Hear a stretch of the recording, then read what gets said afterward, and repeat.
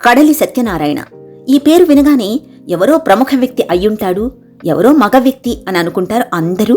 ఈ వ్యక్తితో పరిచయం లేనివారు, తన గురించి తెలియనివారు.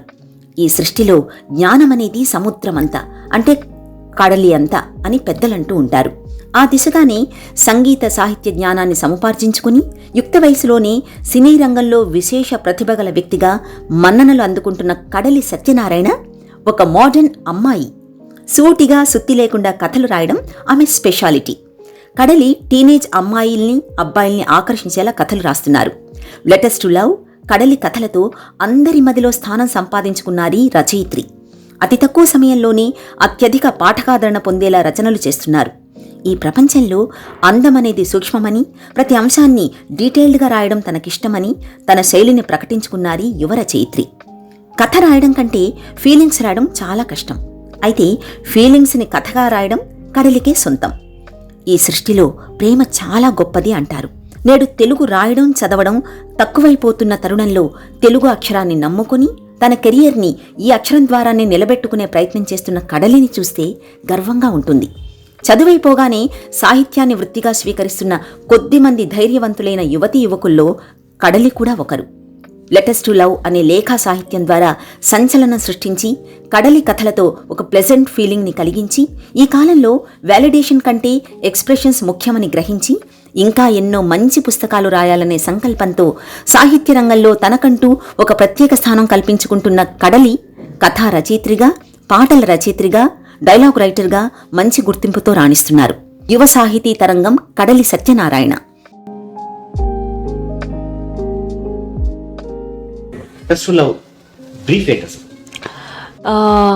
సో తెలుగులో we have this genre of writing లేఖా సాహిత్యం. లెటర్స్ ద్వారా ఒక కథను చెప్పగలగడం లేఖా సాహిత్యం. Jawaharlal Nehru letters to daughter అని ఒకటి రాశారు. తర్వాత చలం ప్రేమ లేఖలు ఉన్నాయి, అమృత వర్షిణి అని ఇంకొక బుక్ ఉంది, కుప్పిల్ పద్మది మనం అనుకున్నట్టు ఇందాక. సో అలా ఆ జాన్రాలో తక్కువ బుక్స్ని ఎక్స్ప్లోర్ చేసాం. అవును యా రైట్ నేను చదివాను శ్రీశ్రీ సాహితీ సర్వస్వం అనే పుస్తకంలో. సర్వస్వమా ఫర్గాట్ ద నేమ్. అంతెందుకు ఇప్పుడు మొన్న వచ్చిన ఇంతందం వాట్ దట్ ఫిల్మ్ సీతారామంలో కూడా ఉంది ఆ ట్రాక్. లెటర్స్ ద్వారా మాట్లాడుకుంటూ ఆ ట్రాక్ అంతా కథ చెప్పడం. సో ఇది లిటరేచర్లో ఉంది బేసిక్లీ. ఎస్. సో అలాంటి జాన్రాలో 2020లో ఆ జాన్రా పట్టుకొని రాయాలనే థాట్ నాదే. I thought it will work out somehow. So అప్పుడు రాసినప్పుడు ఐ థాట్ ఒక 40 లవ్ లెటర్స్ రాస్తే అంతా ఒకళ్ళే కాకుండా ఒక 40 వయస్సుల గల స్త్రీలు 40 సిచ్యువేషన్స్లో 40 రకాలుగా మాట్లాడితే ప్రేమ గురించి ఎలా ఉంటుంది అని. సో అందుకే పుస్తకం పేరు కూడా లెటర్స్ టు లవ్, ప్రేమకి లేఖలు, ప్రేమ లేఖలు. సో మొత్తం ఆడవాళ్ళే మాట్లాడతారు ఈ 40 లెటర్స్లో. ఒక్కొక్కళ్ళు ఒక్కొక్కలా మాట్లాడతారు. 16 ఏళ్ళ దగ్గర నుంచి 45-50 వరకు వయస్సుల గల స్త్రీ మాట్లాడిన మాటలు ఇదంతా ఒక పుస్తకం. రాసిన ఉత్తరాలు ఇవన్నీ ప్రేమకి. అది కొన్ని టైమ్స్లో అది ఒక మగపిల్లాడికో అర్థం కాదు, ఒక అబ్బాయికో అర్థం కాదు, ఆకాశానికో తెలీదు. So it is so love is so divorce. ఆ డైవర్సిటీని ప్రజెంట్ చేయడానికి ప్రయత్నం అయితే జరిగింది. మీరు చదివారా? అంటే మీ లెటర్స్లో నేను చదివిన దాంట్లో లవ్ ద మ్యాటర్స్ అని ఒకటి అండ్ ఇంకా ద లాస్ట్ లెటర్ అని ఒకటి, వాటి గురించి ఏమైనా? లవ్ దట్ మ్యాటర్స్ నేను లీక్ చేసేస్తున్నాను ఇప్పుడు మీకు.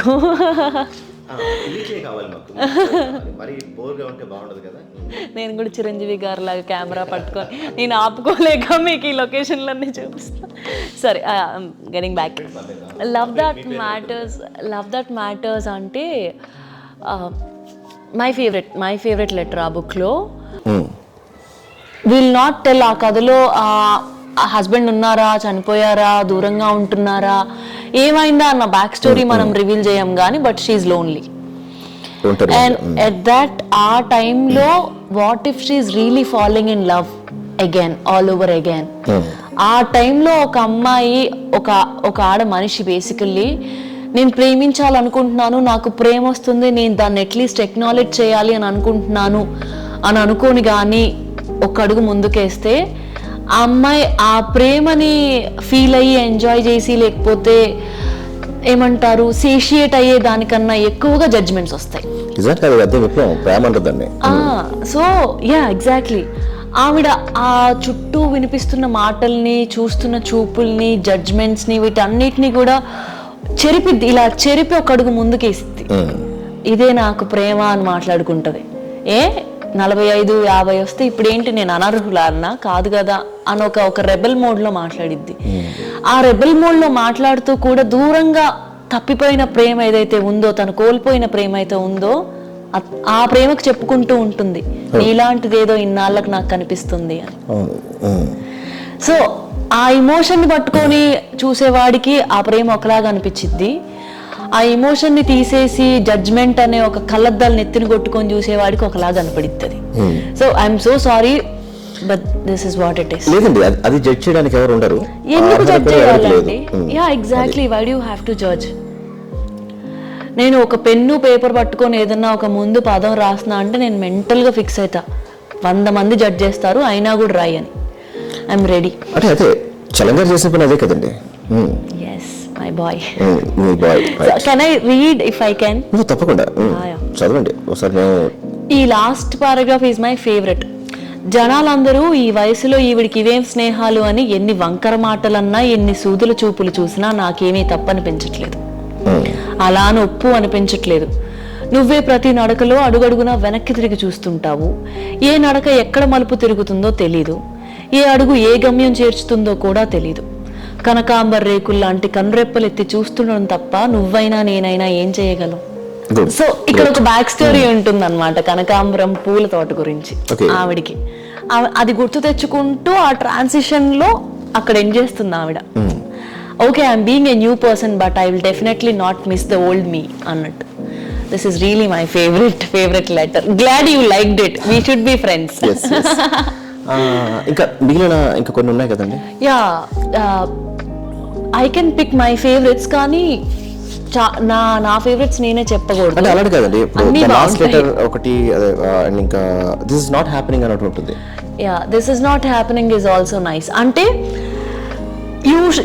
it's okay to say no to love. Okay, it should be okay to say no.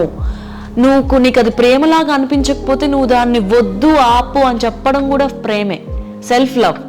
నేనేదో హర్ట్ చేస్తుంది. ప్రేమ రూపాలు ఉన్నవి చాలా మార్కెట్లో దొరుకుతాయి కానీ అన్ని ప్రేమ అయిపోవు.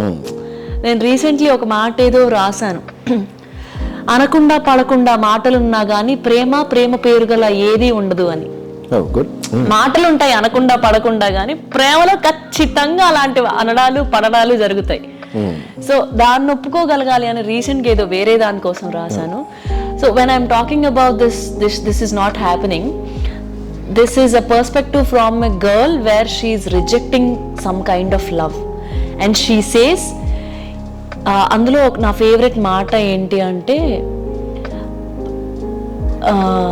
ఒక నిండు కట్టడంలా ఉన్న ఈ ప్రేమని మనం ఇలానే ఉండనిద్దాం, మనం కొట్టుకొని తగులాడి పెచ్చులుగా ఇది కూలిపోవడానికన్నా ముందే దీన్ని విడిచి మనం దూరంగా కూలిపోవడం కన్నా ముందే దీన్ని ఇలా విడిచి మనం దూరంగా వెళ్దాం, అది అప్పుడు ఒక నిండు కట్టడం లానే ఉంటుంది. మనం ఇందులోనే ఉండి కొట్టుకొని ఇటుకలు పీకేసి గోడలు బద్దలు కొట్టేసి ఇది మట్టిలో కలిపేయడం కన్నా ఇది అందంగా ఉంటేనే బాగుంటుంది అని మాట్లాడుతున్నాం. ఎగ్జాక్ట్లీ, బ్రేకప్ చెప్తుంది కానీ సెన్సిబుల్ గా బ్రేకప్ చెప్తుంది, జుట్లు పట్టి కొట్టుకోకుండా. ఇది మీకు ఇలాంటి అనుభవం ఎక్కడైనా, అంటే ఆ పర్సన్ ఎవరైనా కలిసారా మీ లైఫ్? నేను ఆ person basically, I am that person. I am a very sensible person when it comes to love. When it comes to human relations. మాట్లాడి సర్దుకుందాం కదా అనే మనిషిని నేను. నీకేమైనా సమస్య వస్తే ఫస్ట్ మాట్లాడితే 50% సమస్య పోయిద్ది. నువ్వు సరిగ్గా మాట్లాడగల మనిషి అయితే 75% పోయిద్ది సమస్య. ఈ మాట్లాడలేకపోవడం, అసలు మనుషులు ఉందే మాట్లాడుకోవడానికి, ఏ జంతువులు సరిగ్గా మాట్లాడుకుంటున్నాయి చెప్పండి? నాకు అనిపిస్తుందండి జంతువులే మనకన్నా కమ్యూనికేషన్ బాగుంటుంది. ఎందుకంటే అత్యవసరం అతి ఆలోచన ఉండదు కదా, అవసరం మాత్రమే ఉంటుంది. తిండి, నిద్ర, క్రియేషన్ మనకి చాలా ఉంటాయి కదా. మీకు కుక్క పిల్లలు అంటే ఇష్టం అని విన్నాను. నాకు చాలా ఇష్టం అండి. అంటే ఇది కూడా ఒక కారణం ఉండొచ్చేమో. నాకు ప్లాటోనిక్ లవ్ అంటారు కదా, ఇష్టమే ప్లాటోనిక్ లవ్ ఎక్కువ కనిపించింది మీ రచనల్లో. It's there, it's there, can't help it. నాకు నచ్చిన ఇంకో కథ అండి, కలర్స్ ఆఫ్ లవ్. ఏమిటా రంగులు? Colours of love, it's a story between one writer and a painter. అందుకే అడిగాను. నా ఫేవరెట్ రైటర్ ఒక ఆవిడ ఉన్నారు, నా ఫేవరెట్ పెయింటర్ కూడా ఉన్నారు. అంటే అది వాళ్ళిద్దరు నా ఫ్రెండ్స్. రైటర్ కాదా? నాకంత ఓపిక లేదు. సో వాళ్ళిద్దరు నా ఫ్రెండ్స్. నేను వాళ్ళిద్దరు లవ్ మ్యారేజ్ అయింది, వాళ్ళిద్దరు చాలా క్యూట్ గా ఉంటారు. దెన్ ఐ వాజ్ లైక్, అసలు నేను ఎప్పుడు అంత పర్సనల్ స్పేస్ లో మాట్లాడను, ఎవరితో మాట్లాడను. ఒకవేళ నా ఫ్రెండ్ మాట్లాడితే ఎలా మాట్లాడుతుంది? ఒక art, two types of art, writing and painting. ఆ రెండు ఆర్ట్స్ ప్రేమించుకుంటే ఎలా ఉంటుంది అనే థాట్ లోంచి వచ్చిన కథ అది.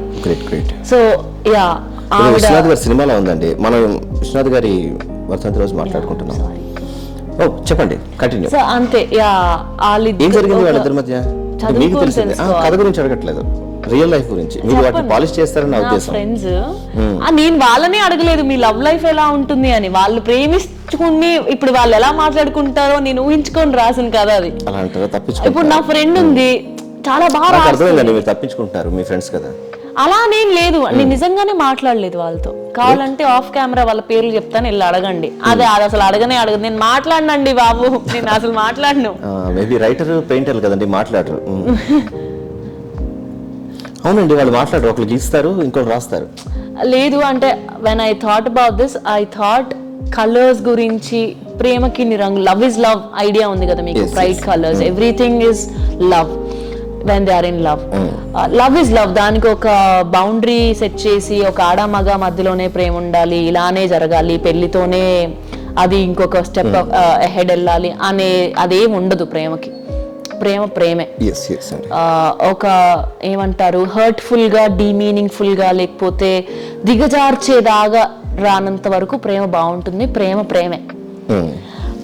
హార్మ్ఫుల్ గా అవుతుంది, టాక్సిక్ గా అవుతుంది అన్నప్పుడు అది ప్రేమ. ఇది ఒక మాట నేను లెటర్స్ టు లవ్ లోనే రాశాను, but I don't remember the exact line. ప్రేమ ఎప్పుడు స్వచ్ఛంగానే ఉంటుంది, వర్షపు నీళ్ళలాగా. పైనుంచి వచ్చేటప్పుడు అదంతా స్వచ్ఛంగానే ఉంటుంది. మనిషి బాడీని తాకి, మలినాన్ని అంటి, రోడ్డు మీద పడి అప్పుడే దాని స్వచ్ఛతను కోల్పోతుంది. ప్రేమ కూడా అంతే. నీలో పుట్టినంత వరకు ప్రేమ బాగుంటుంది, నువ్వు పక్కన వాళ్ళ పైన రుద్దాలనుకునే ఆలోచన మొదలైనప్పుడు అది మలినంగా మారిపోతుంది అని. ఏదో చలం గారి రీఇన్కార్నేషన్ లా ఉన్నారండి మీరు, ఫిమేల్ వెర్షన్. ఆయన మగాడిగా పుట్టేశాడు కదా, మగాడిగా పుట్టి ఫెమినిస్ట్ అంటే నమ్మలేదేమో ఆయన్ని. అందుకే లేదు ఆడవాళ్ళగా పుట్టి ఫెమినిజం మాట్లాడితే బాగుంటుందని. యాక్చువల్లీ 1930s లోనే మనోడు పుట్టి, మాట్లాడి, రాసి, వాలిడేషన్ దొరక్క ఇబ్బంది పడి. దొరికిందండి, దొరకలేదని ఎలా చెప్తారు? మీకు దొరికింది, ఆయనకి దొరికింది. నాకు దొరికిందని మీరు ఎలా చెప్తారు? అంటే ఈ రోజుల్లో పుస్తకాలు చదవట్లేదా అంటే చదివే వాళ్ళు ఉన్నామండి, మేము చదువుతున్నాం, మేము కొనుక్కుంటున్నాం. స్టాటిస్టికల్లీ టాకింగ్ ఎంత వాలిడేట్ అవుతుంది? అసలు వాలిడేషన్ కోరుకోవడం తప్పు. నేను మాట్లాడుకున్న దాని ప్రకారం వాలిడేషన్ అవసరం లేదు. When you're making a point strongly, you make a point and you leave. I'm sorry, beep వేసుకోండి. సో ఆ వాలిడేషన్ అయితే మనకు అవసరం లేదు. కానీ ఆ సొసైటీలో బతుకుతున్నప్పుడు you are a social animal, you need validation to some certain extent to mingle up in the society. ఆయన మరి ఎలా కోపయ్యారో, ఆయన కోపింగ్ అప్ మెకానిజమ్స్ ఏందో మనకు తెలియదు. Then he went to Ramana Maharshi's ashram. Of course ఆ జోన్ వేరండి, ఎందుకంటే అది ఆయన అనుభవం. బట్ రచనా వ్యాసంగానికి వస్తే మాత్రం ఆయన ఆ జోన్ లో ఎప్పుడు ఆయన్ని ఒక రెవల్యూషనరీ రైటర్ గా చెప్పొచ్చు. ఎవరో నా రొంపిచర్ల భార్గవి గారు అనుకుంటా, ఆవిడ ఫోన్ చేసి, చలం అభిమాని నేను, చలం ప్రేమలేఖలు చదివేసి ఏం బాగుంటుందిలే ఈ పుస్తకం, ఎంతమంది రాసినా చలాన్ని మించి రాయగలుగుతారా అని అనుకునే ఉద్దేశంతోనే తీసుకొని కొన్నాను కళ్ళి. నేను ఇప్పుడు చెప్తున్నాను, చలం కన్నా బాగా రాశాను. మీరు చలం గారు అన్నారు కాబట్టి చలం గారి గురించి అడిగాను. నా వరకు బుచ్చిబాబు గారి రచనలు కూడా ఉందండి, నిరంతరత్రయం అని, ఈవెన్ చివరకు నిలేదిలో కానీ. అంటే అది పాపులర్ బాగా. ఆయన కథలకు వెళ్తే 2 సంపుటాలలో ఆయన కథల్లో ఆ స్త్రీ పాత్రలు విమెన్ క్యారెక్టర్స్ అలాగే వాదిస్తాయి, అలానే ఉండాలి కూడా. ఇప్పుడు ఏదో పెద్ద ఒక రైటర్ వచ్చింది ఏదో మాట్లాడుతుంది అని ఏదో నేను ఒక ఏమంటారు ఒక బోర్డు వేసుకొని తిరుగుతున్నా గానీ అందరూ ఆడవాళ్ళు ఇట్లనే ఉంటారండి.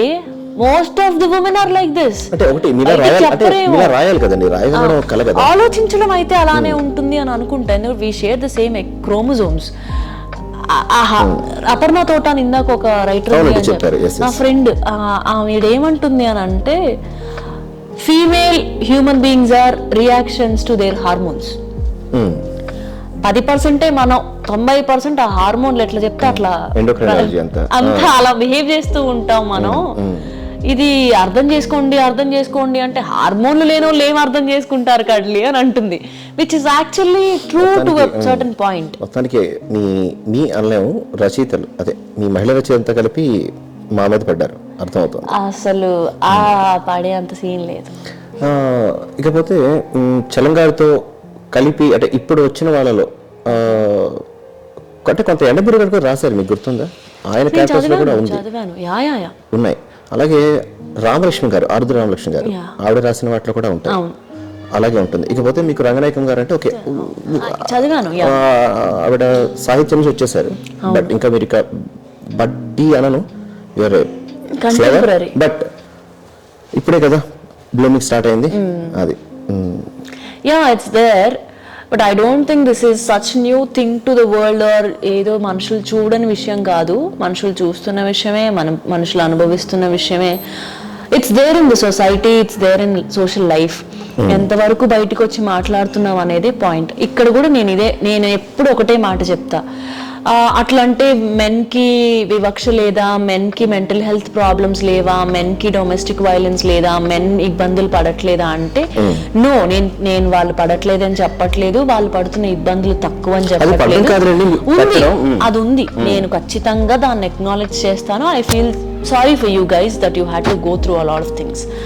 కానీ వెన్ యూ టాక్ స్టాటిస్టికల్లీ ఎవరు ఎక్కువ వైలెన్స్కి గురవుతున్నారు, ఎవరు చనిపోతున్నారు, దేనికి ఎక్కువ రీజన్స్ ఉంటున్నాయి అని అంటే it's obviously more strength in testosterone than oestrogen, right? So బలంగా ఉన్నప్పుడు ఇప్పుడు మీరు చదువుకొని ఉంటారు, చెయ్యెత్తకూడదు, చెయ్యెత్తి 4 దెబ్బలేయకూడదు అనే ఆలోచన ఇంగితం మనందరికీ ఉంటుంది, కానీ కొన్ని చోట్ల అది మనకు దొరక్కపోవచ్చు. అందుకనే ఇక నిప్పు పోసి తగలబెట్టడాలు, కళ్ళు గుడ్లు పీకేయడాలు, ఇవన్నీ ఎందుకు కనిపిస్తున్నాయి మనకి?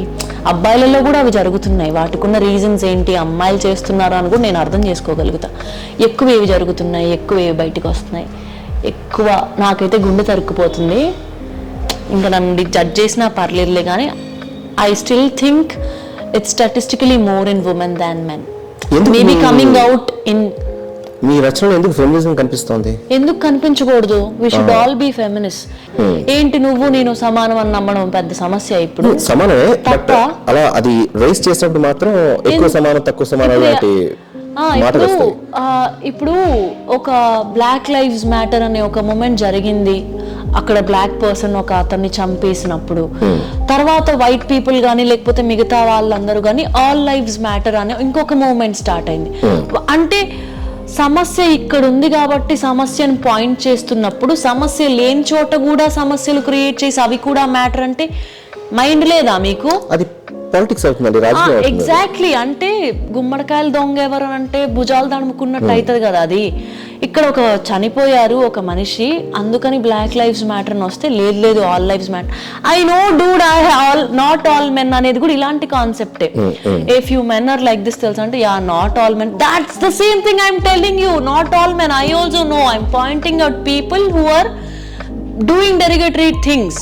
వాళ్ళని తీసుకొని I'm telling you they are not nice, they should be changed. కొంచెం వాల్యూస్ మారాలి, కొంచెం చదువు చెప్పాలి. కొంచెం బై డెఫినేషన్ చూసుకున్నా కూడా మీరు గూగుల్లోకి వెళ్ళి ఫెమినిజం అని ఒకసారి కొడితే it tells you about equality, 4 dynamics of equality, socially, politically, economically, intellectually అలాంటి డైనమిక్స్లో మాట్లాడుకుంటే సెరిబ్రల్ ఆపర్చునిటీ మీకు అవకాశం వస్తున్నందుకు, నాకు అవకాశం వస్తున్నందుకు, మీరు మగ అయినందుకు మీకు అవకాశం రాకూడదు, నేను ఆడైనందుకు నాకు అవకాశం రాకూడదు, మీ బుర్రలో గుజ్జు ఎంత ఉంది, నా బుర్రలో గుజ్జు ఎంత ఉంది అని చూసి అక్కడ అవకాశం అనేది ఒకటి కల్పించాలి అర్హతను బట్టి.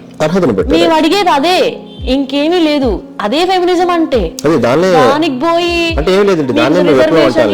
మీకు రిజర్వేషన్లు ఉంటాయి, మీకు 33% ఉంది అని అంటే 33% ఉన్నా కూడా మేము 50% ఆక్యుపెన్సీ లేకపోతున్నాం అంటే ఏడ నడుస్తుందబ్బా? ఏడుంది రిజర్వేషన్? ఎవరికి వస్తుంది? ఇప్పుడు ఇక్కడ ఉన్నాం, ఇప్పుడు నేను ఇక్కడ నిల్చున్నా, కెమెరామ్యాన్ మగాడు, డైరెక్టర్ మగాడు, యాంకర్ మగాడు, నేను ఒక్కదాన్నే ఎందుకున్నా? ఇంకొక ఆడపిల్ల ఉండాలి కదా, 50% ఆక్యుపెన్సీ ఉండాలంటే ఎందుకు లేదు?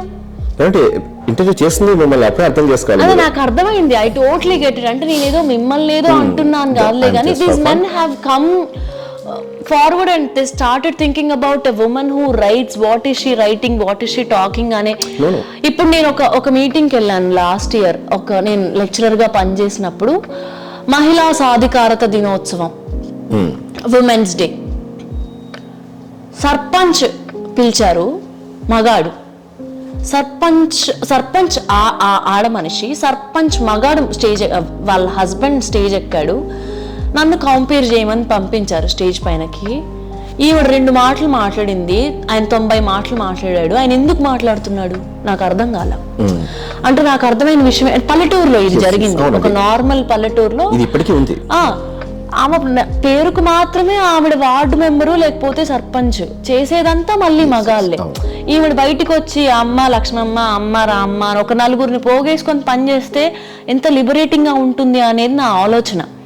ఆయన స్పీచ్ మొదలుపెట్టి, ఒక ఆడదంటే ఏమనుకుంటున్నారు, ఒక చెల్లి, ఒక అక్క, ఒక అమ్మ, నాయనమ్మ, ఎందుకు అవన్నీ? ఒక ఆడదంటే ఒక మనిషి ఫస్ట్, తర్వాత సంగతి తర్వాత. పిల్లల్ని గానాలనుకుంటే తల్లి అవుతుంది, రాఖీ గడితే చెల్లి అవుతుంది, అంత తర్వాత. ఇప్పుడు నాకు మా చెల్లి ఉంది, Chinni, I'm not comfortable with you, I don't like being sister to you, or emotional baggages are not fitting well అని అనుకోని ఒక గ్యాప్ తీసుకోగలిగితే, ఆ మెచ్యూరిటీ ఉంటే, నువ్వు నా చెల్లివి, నీతో చచ్చినట్టు పండక్కి కలవాలి అనే స్పేస్లోంచి తీసేసి, if you of comfortable then come cuddly, I'm not forcing అని మా చెల్లి అట్లా మాట్లాడుతుంది నాతో. ఒక స్టాండర్డ్, ఒక మీటరు సెట్ చేసి నువ్వు అది మ్యాచ్ చేస్తేనే. ఇప్పుడు ఆడపిల్ల అంటే భూమాతకు ఉన్నంత ఓపిక ఉండాలి అంటే ఎవరు చెప్పిండ్రు? ఎందుకు ఫోర్స్ ఎందుకు చేస్తున్నారు? ఓపిక ఉండాలి అని. కొంతమందికి ఓపిక ఉంటుంది, కొంతమందికి సహనం ఉంటుంది, కొంతమందికి ధైర్యం ఉంటుంది, కొంతమందికి కోపం ఉంటుంది. ఇవన్నీ రకరకాల మెకానిజమ్స్ నడుస్తూ ఉంటాయి. ఏది ఎక్కువైనా తప్పే. ఓపిక ఎక్కువ ఉన్నా తప్పే, కోపం ఎక్కువ ఉన్నా తప్పే. వాడు మగాడు కదా, వాడు కోపపడతాడు, అలాగే ఆయన కోపం తగ్గించుకోవాలి. ఈవిడ అంత ఓపికగా ఉండాల్సిన అవసరం లేదు. టాక్సిక్ ట్రీట్స్ కదా ఇవన్నీ. So I get problem there. That's my problem. Sorry, కొంచెం కోపంగా అనిపించవచ్చు. నార్మల్లీ మంచి పిల్లనే నేను. ప్రేమ నుంచి విప్లవానికి వెళ్ళాం కాబట్టి వారు క్వశ్చన్ అడుగుతాను. మీరు ఎదుర్కొన్న ఇబ్బందులు ఏంటి? ఎదుర్కొంటూనే ఉంటారు నాకు తెలిసి, ఇంకా ఫేస్ చేస్తారు. యా అంటే నేను సపరేట్ గా ఎదుర్కొనే ఏమీ లేవు. అందరు అమ్మాయిలు పడేవే నేను పడ్డాను. అందరు అమ్మాయిలు చూసిన కష్టమే నాకు వచ్చింది. అది కష్టమో అలవాటో తేల్చుకోలేని స్టేజ్ లో చాలా మంది ఆడపిల్లలు ఉండిపోతారు, అలవాటు పడిపోతారు. చున్నీ సరిగ్గా వేసుకో అంటే చున్నీ సరిగ్గా సోషల్ కండిషనింగ్ అంటాం దాన్ని. ఒక బేసికల్లీ ఎకనామికల్ క్లాస్ నుంచి అది స్టార్ట్ అయింది. క్లాస్ డిఫరెన్సెస్, కాస్ట్ డిఫరెన్సెస్ ఇవన్నీ మాట్లాడుకుంటున్నప్పుడు are human brains are somehow socially conditioned according to that kind of consequences are life situations.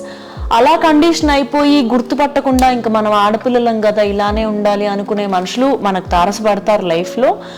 ఏమైద్దిలే, ఏం కాదు, ఇలా ఉండడం ఏం తప్పు అనుకుని ఉన్న వాళ్ళు కూడా ఉంటారు. అలా కొంచెం కాన్షియస్ వచ్చి కాన్షియన్స్ మాట విని బయటకు వచ్చి మాట్లాడిన వాళ్ళు రచయితలు. చిన్నప్పుడు ఒక చిన్న పిల్లగా పుస్తకాలు చదువుతుంటే ఎందుకు పుస్తకాలు చదువుతున్నావు అని అడిగిన మీ మదర్ దగ్గర మొదలు పెడితే ఇప్పటికి ఇంత మాట్లాడుతున్న మిమ్మల్ని ఆపేవాళ్ళు నుంచి మీకు వచ్చే ప్రాబ్లమ్స్ ఏంటి? అంటే ఖచ్చితంగా అంటే నేను ఇప్పుడు మా అమ్మ నన్ను పుస్తకం ఎందుకు చదువుతున్నావు, నీకు పెళ్ళయిద్దా అవ్వదు కదా అవి కూడా నేను విన్నానులే కానీ నేను ఎంత మారానో మా అమ్మని అంత మార్చుకున్నాను, మా అమ్మ అంత మారింది. మా అమ్మ మారటానికి రెడీగా ఉంది. ఎంతమంది తల్లులు మారటానికి రెడీగా ఉన్నారు?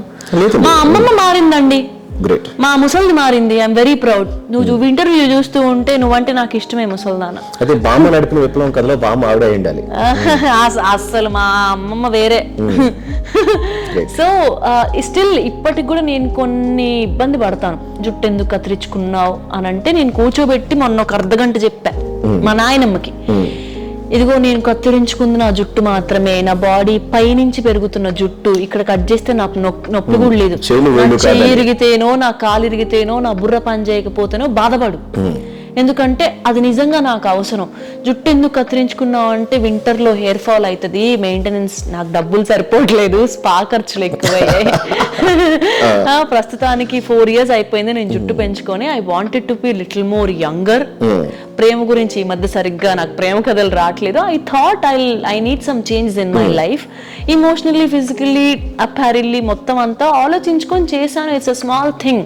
ఇప్పుడు నువ్వు ఉన్నావు, నువ్వు లాస్ట్ ఫ్యూ ఇయర్స్ నుంచి నీ స్టైలింగ్ కొంచెం మార్చుకున్నావు అంటే ఆ మొగుడు చచ్చాక నాకెందుకు అంది.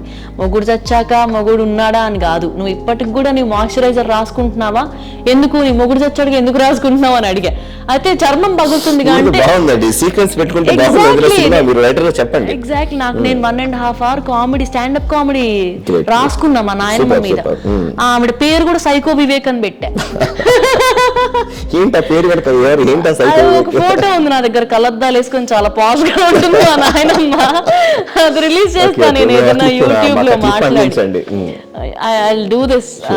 So when it starts at home, you try to sit and talk to your people who are stopping you from doing what you like. నేను పుస్తకాలు చదువుకుంటా మమ్మీ అంటే డబ్బులు వస్తాయా, ఎలా బతుకుతావు, నీతో పాటు నీ ఫ్రెండ్స్, నా ఫ్రెండ్స్ అందరూ. ప్రశ్న కూడా అడగాలని ఉందండి, అంటే మాట కట్టొచ్చాను. ఒక మహిళగా, ఒక అమ్మాయిగా మీరు ఏం ఫేస్ చేశారనేది అడిగాను. ఒక రైటర్ గా వస్తున్నప్పుడు, అంటే రెగ్యులర్ గా వచ్చే రైటర్స్ వేరు, లేదా ఒక పెద్ద ఫ్యామిలీస్ నుంచి, ఒక లెగసీ నుంచి వచ్చేవాళ్ళు వేరు. లేదు, అంత లెగసీ నుంచి వచ్చినా కూడా అమ్మాయి అయితే మళ్ళీ పడే ఇబ్బందులు వేరు. ఒక అమ్మాయిగా, ఒక వన్ వాయిస్ డ్రాగింగ్ అస్ బిహైండ్, అదైతే ఎప్పుడు ఉంటుంది, ఏదో ఒక రూపంలో ఉంటుంది. చుట్టాల రూపంలోనో, తల్లిదండ్రుల రూపంలోనో, ఫ్రెండ్స్ రూపంలోనో, చేసుకోబోయే వాడి రూపంలోనో, ఏదో ఒక రూపంలో ఒకటైతే నిన్ను వెనక్కి లాగుతూ ఉంటుంది. ఆ వెనక్కి లాగేది నీది కాదు అని అర్థమైనప్పుడు నీకు రియలైజేషన్ వచ్చింది, దాన్ని వదులుకొని ముందుకెళ్ళగలగాలి. అంటే కంటెంట్ తెలిసిన తర్వాత, అంటే నేను పబ్లిషర్ వరకు కూడా వస్తున్నాను, ఫ్యామిలీ దాటి ఒక రైటర్ గా. ఒక మీ బుక్ పబ్లిష్ చేయాలి అనేటప్పుడు ఒక పబ్లిష్ కూడా ఆలోచిస్తాడు. అక్కడ పడే కొత్త వాళ్ళకి వచ్చి కథ మాట్లాడుతుందండి. కథని ఎలా వాళ్ళ దగ్గర తీసుకెళ్లడం అనేది మీలాంటి నేనైతే తిరిగాను. నేనైతే అంటే నేను నా రీసెర్చ్ చేసుకొని, బ్యాక్గ్రౌండ్ కొంచెం చెక్ చేసుకొని, ఎవరు పబ్లిష్ చేస్తున్నారు, ఎవరు కథకు వాల్యూ ఇస్తున్నారు. Because I took this so seriously. Being a writer, being a teacher, ఈ రెండు నా చైల్డ్హుడ్ డ్రీమ్స్. నేను రెండు చేసుకున్నాను, ఫుల్ఫిల్ చేశాను. ఇప్పుడు కొత్త డ్రీమ్ ఏదో వెతుక్కుంటున్నాను. I want to get into direction, I want to get into cinema. I'll do that also and I'll find a new dream. నాకు this is how I want to live my life. I will live my life like this. మీరు చేశారు. ఏ అమ్మాయి అయినా కూడా ఇదే follow అవ్వాలి, లేకపోతే ఇలాంటిది ఏదో అథ్లెట్ అవ్వాలి. ఇంకోటి ఏంటి అంటే ఫస్ట్ నువ్వు ఫిక్స్ అవ్వాలి. అంటే సక్సెస్ మార్గాలు ఉండవని నేను నమ్ముతాను. బట్ ఇబ్బందులు అనేవి అందరికీ ఇబ్బందులు ఉంటాయి. మీరు ఎలా ఓవర్కమ్ చేశారు? నాది ఇది చిన్న విషయం కాదు, మీరు అనుకుంటున్నారేమో. లేదు అంటే ఛాలెంజ్ ఇది. నాకు ఫ్యామిలీ ప్రాబ్లమ్ గా ఒక టైంలో ఉండింది. అంటే ప్రాబ్లమ్ అని ఏం కాదులే కానీ my mom was not happy with me being a writer because she knows that I study well. నువ్వు బాగా చదువుకుంటావు కదా, టాపర్వి కదా, మంచి ర్యాంకులు వస్తాయి కదా, అవి లేవు. కొంచెం విప్లవాత్మకమైన అంటే పెళ్లి ఉండింది కానీ ఆ టైంలో లేదు. అంటే నా గొంతు పిసికేసి చేసేసే ఆలోచనలు అయితే లేవు. అదృష్టవంతుల విషయంలో మేబీ కొంచెం మాత్రం స్వేచ్ఛ కూడా చాలా మందికి లేదు. బికాజ్ ఏమో పెళ్లి గురించి అంటే that's so personal, right? Of course, but very very personal. అది కాదంటలేదు. ప్రొఫెషనల్లీ అయితే నాకు ప్రాబ్లం వచ్చింది కొంచెం. సంపాదించు, యుఎస్ఎల్, సాఫ్ట్వేర్ లో ఉండు. నా ఫ్రెండ్స్ అందరూ ఉద్యోగాలు వచ్చాయి, నాకు 2 ఉద్యోగాలు వచ్చాయి క్యాంపస్ ప్లేస్మెంట్స్ లో. ఎందుకు వెళ్ళావే ఇంటర్వ్యూ అని అడిగింది మా అమ్మ. ఊరికి నేను వస్తాయో లేవో అని వెళ్ళా అని చెప్పా మా అమ్మకి. అంటే నాకు చెక్ చేసుకోబుద్ధి అయింది, నాకు చదువు ఉందా లేదా, పనికొస్తానా లేదా అని. Then I tried for bit of time, then I didn't like it. మళ్ళీ మాస్టర్స్ చేసి లెక్చరర్ గా 1 సంవత్సరం పనిచేశాను నేను. ఇంగ్లీష్ లెక్చరర్ గా పనిచేశాను. కవిత అనే కాలేజ్ లో చెప్పాను, LFDC లో చెప్పాను కొద్ది రోజులు. చేసిన తర్వాత కూడా నా చైల్డ్హుడ్ డ్రీమ్ టీచర్ అవ్వాలి, లెక్చరర్ అవ్వాలి అని అయ్యాను. తర్వాత నాకు సరిపోయింది, నాకు ఓకే నేను చూసాను. నేను రచయితగా అంటే సినిమా లాంగ్వేజ్ లో మాట్లాడుకుంటే నేను చేస్తుంది కరెక్టా తప్ప, అదా ఇదా, నాకు డబ్బులు వస్తున్నాయా పక్కన పెడితే నాకు కిక్ కావాలి. సో నాకు writing in never ending high. నాకు కిక్ కోసం రాసిన కడలి బాగుందండి. రైట్. ఏంటండి మీరు ఇలా ఉన్నారు, మసాలా కావాలండి మా వాళ్ళకి. ఫిలాసఫీ చెప్తే వినం మేము. అలా డీటెయిల్స్ లో అందంగా చెప్పగలగాలి ఫిలాసఫీని కూడా. డీటెయిల్ గా చెప్పారు ఎగ్జాక్ట్లీ. డీటెయిలింగ్ బాగుంది నిజానికి. ఇది చలంగారిలో ఉంది. ఇది తర్వాత అసలు యాక్చువల్లీ అందులో ఉండేది డీటెయిలింగ్. ఏంటంటే ప్రేమ రాయడం ఎలా నాకు అర్థం కాదు ఇప్పటి వరకు. డీటెయిల్సే కదా ఆ డీటెయిలింగ్ రాయడం కష్టం. ఇప్పుడు ఫర్ సపోజ్ నేను ఆలోచిస్తే, ఒకవేళ ఎవరన్నా సమంజస్గా, ఒకవేళ నేను ఒక క్యారెక్టర్ రాయాలి అని అంటే, నేను ప్రేమ కథ రాస్తే చాలా మంచి మనిషిని ప్రేమలో పడేస్తా బేసికల్లీ. ఇప్పుడు ఒక సినిమా చూస్తేనో, ఒక కథ చదివితేనో, లేకపోతే ఒక మనిషి గురించి తెలుసుకుంటేనో, if you're meeting a new person, what will you take home? నేనేం నమ్ముతా అంటే, నేను బతికినంత కాలం, లేకపోతే నేను చేసినంత కాలం, రచన చేసినంత కాలం, I'll give you 2-3 details how you can be more human. అంటే ఇది ఏమైనా ప్రవచనం లాగా అనుకోవచ్చా, లేకపోతే మీ అనుభవాన్ని చెప్తున్నారా? నేనేం చేస్తానో చెప్తున్నాను రాసినప్పుడు, బతికినప్పుడు. I have been a bad person, I truly understand. నాకు అంటే గిల్ట్ లేదు, అంటే నేను కొంచెం పెరిగాను. నేను ఎక్కడెక్కడ తప్పులు చేశాను, ఎక్కడెక్కడ బ్యాడ్ పర్సన్గా ఉన్నాను, ఎక్కడెక్కడ తప్పుడు అడుగులు వేశాను, అక్కడ ఆగిపోకుండా కొంచెం హీలింగ్ ప్రాసెస్ స్టార్ట్ చేసుకుంటే it's okay to do some mistakes and growing out of them. Outgrowing అనే ఒక కాన్సెప్ట్ ఉంటుంది, మన వాళ్ళు ఒప్పుకోలేరు అవుట్ గ్రోయింగ్ అనే కాన్సెప్ట్. అవుట్ గ్రోయింగ్ ఏంటి అంటే basically now you are a person who believes in one system of rules or one standard. Basically when you go through your life, వయసు వచ్చిన కొద్దీ ఈ కాన్సెప్ట్ని ఏదైతే ఇన్నాళ్ళు బాగా నమ్మామో మనం, అది తప్పనిపించవచ్చు మనకి. అంతకన్నా ముందున్నది ఏదో నచ్చొచ్చు. అలా ఇవాల్వ్ అవుతూ వెళ్తున్న ప్రాసెస్లో you shouldn't be guilty of a person who you were in the past. ఇంత చెత్త మనిషినా నేను అనుకోవడం కన్నా, అందరూ అలానే ఉంటారు, ఎదుగుదల అలానే జరుగుతుంది. Exactly, it's okay to be okay. ఎందులో అయినా అరే అందరం తప్పులు చేస్తాము, కానీ ఆ తప్పును రిపీట్ చేయకుండా ఉండగలిగితే అక్కడ నువ్వు మనిషిగా ఒక మెట్టెక్కినట్టు అని నమ్ముతాను. అదే మీ నుంచి వచ్చే సినిమా కథ ఇలా ఉంటుందని. ఎందుకంటే మా ప్రేమ కథలు ఎలా ఉంటాయి అంటే అన్నిటి కోసం అన్ని త్యాగం చేసేయాలి, చచ్చిపోవాలి అన్నట్టే ఉంటాయి. మీ నుంచి వచ్చే కథ అలా ఉండబోతుందా? చావుని కోరుకునేది, త్యాగాన్ని కోరుకునేది, అడ్జస్ట్ అవ్వు నా కోసం అనేది ఏది ప్రేమ అవ్వదు. ప్రేమ పేరుగల ఏదో అయి ఉంటుంది కానీ ప్రేమ కాదు. సవాలే లేదు. ప్రేమ ఎప్పుడు నిన్ను దిగజార్చదు. ప్రేమ ఎప్పుడు నువ్వు ఆల్రెడీ ఒక లెవెల్ ఆఫ్ లివింగ్ లో ఉండి నిన్ను కిందకు దించదు బేసికల్లీ. అంటే I'm talking about your intellectual factors అన్నమాట. ఎకనామికల్లీ తక్కువైనా కూడా ప్రేమలో ఉన్నప్పుడు నువ్వు సంతోషంగా, నిన్ను సంతోషపెట్టేదే ప్రేమ. అబ్బా, ఇది చాలా చిన్న concept. It makes you a better person, it gives you better thoughts, it makes this world a better place to live in. Okay, మరి కాంప్లికేట్ చేయకుండా ఈజీగా చెప్తున్నారు. ఎగ్జాక్ట్లీ. 40 కథలు రాసేసి కాంప్లికేట్ చేసేసి ప్రేమని నేను చేయలేదే. మీరు సరిగ్గా 41వ కథ ఏమైనా ఉందా మీరు రాయలేంది, అదే పబ్లిష్ చేయకుండా ఆ వరుసలో మిగిలిపోయింది ఏమైనా ఉంటే ఒకటి చెప్పండి. ఆ బిట్ ఆఫ్ టైమ్ లో 2 సంవత్సరాలు కూర్చొని రాసి ఒక ఐడియల్ గా ఒక పుస్తకంలో ఎన్ని కథలు వేస్తే బాగుంటుంది. కథలు కావు, ప్రేమ లేఖలు. ఒక్కొక్కటి 3 పేజీలు ఉంటుంది. ఒక్కొక్కటి 3 పేజీలు ఉంటుంది ఒక్కొక్కటి. సో ఐడియల్ గా విత్ ఇల్లస్ట్రేషన్స్ 150 పేజీల పుస్తకం ఎంత కంటెంట్ అవసరం. జారిపోయిన ప్రేమ లేఖ ఏదైనా ఉంటే అది తెలుసుకుందామని. నేను తర్వాత మళ్ళీ లెటర్ రైటింగ్ ఎప్పుడు స్టార్ట్ చేయలేదు. I moved on. నేను అవుట్ గ్రో అయ్యాను. లేదు, ఇంకోటి అడుగుతానండి. అంటే ఇది పబ్లిష్ చేయకూడదు అని అనుకుంటూ ఆపేసింది, ఉంచేసింది ఏమైనా ఉందా? ఏదీ లేదు, మొత్తం పబ్లిష్ చేసేసారు. నేను రాసేదే పబ్లిష్ చేయడానికి. గ్రేట్. పర్సనల్ గా ఏమీ లేవు. పర్సనల్ గా చాలా మంది అడుగుతారు, how do you get inspired, నువ్వు ప్రేమలో ఉంటావా ప్రేమ గురించి రాయడానికి అంటే, నేను మనిషినా ఇంకేమన్నా, ఎన్ని ప్రేమలు ఉండాలి, నాకు ఓపిక ఉండొద్దు. నేను అవుట్లెట్ అడిగాను, అదే అక్కడే మొదలు పెట్టాలి. Exactly right. ఎంతమందిని ప్రేమించారు చాలా అబ్జర్వ్ గా ఉంటుంది. అంటే నేను అది తప్పని అనట్లే, కరెక్ట్ అని కూడా అనట్లే. It's too personal for a person to reveal what he likes or she likes. అది రైటింగ్ కి అఫ్ కోర్స్ నేను నమ్ముతాను, ఇంత ఇన్స్పిరేషన్ ఖచ్చితంగా ఉండాలే, కానీ ఈ ఇన్స్పిరేషన్ పట్టుకొని నేను అలాంటి మనిషిని అనుకోవడం తప్పు. అంటే when it comes to love, personally love అనే టాపిక్ రాస్తేనే ఈ జడ్జ్మెంట్లు వస్తాయి. ఇప్పుడు కడ్లీ కథల్లో 13 కథలు వేసామండి మనం. 13 కథలు 13 స్లిప్పర్ షాట్స్ లా ఉంటాయి సొసైటీకి. ఎవరికి ధైర్యం ఎందుకు రాలేదు, నువ్వు ఇలా బతుకుతావా లైఫ్ లో అని అడగడానికి? ఎవరైనా అడిగితే బాగుండు నన్ను దాని గురించి కూడా. ఓన్లీ ప్రేమ గురించి అడిగారు ఎందుకు? Right, correct. ఎందుకంటే అది సేలబుల్ పాయింట్స్ అండి, మాట్లాడుకోవడానికి బాగుంటుంది. అంతేగాని చెప్పాను కదండి మాకు కావాల్సిన మసాలా అండి. ఒక కథ ఉంటుంది కడ్లీ కథల్లో, lot can happen over shoes అని. చెప్పుల చుట్టూ చాలా విషయాలు జరుగుతాయి అని.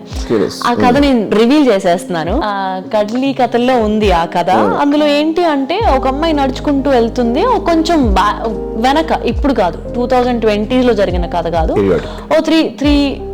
ఒక 30 years ముందు, 25-30 years ముందు పీరియడ్ లో మన పేరెంట్స్ కదా బేసికలీ.